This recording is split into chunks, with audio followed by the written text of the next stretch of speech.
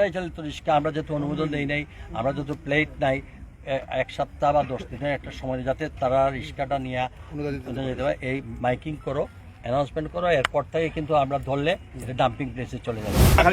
আমি তারা যেটা আমি বলতেছি, আগে যেভাবে সিস্টেম করছিলাম, আর একটা সিস্টেম করছিলাম ইস্তুবাড়িটা থেকে কোর্ট পয়েন্ট পর্যন্ত কোনো রিক্সা চলবে না।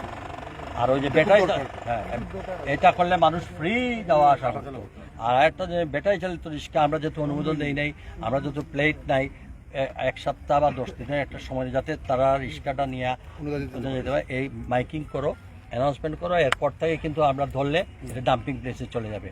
আগে জানাই তো 10 থেকে 3-4 দিন একসাথে সময় দিলেন, দিয়া মাইকিং করলেন, জেলা ম্যাজিস্ট্রেটও করলেন, আপনারাও করলেন, সবাই মিলিয়ে যদি এটা মাইকিং হয়, প্রচার হয়, তাহলে তারপরে অ্যাকশনে গেলে। আর ওপেন আপনার 4-5টা আমি করছিলাম,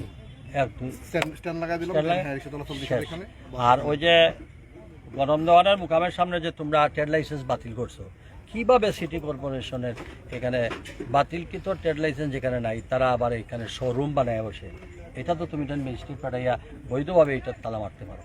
কারণ ব্যবসার অনুমতি, ব্যাটারি চালিত রিক্সার দোকান আর কিছু ওখানে আছে, ব্যাটারি চালিত রিক্সা গরম দেওয়ানের মুকামের পাশে অনেকগুলো দোকান, হ্যাঁ, এটা করতে।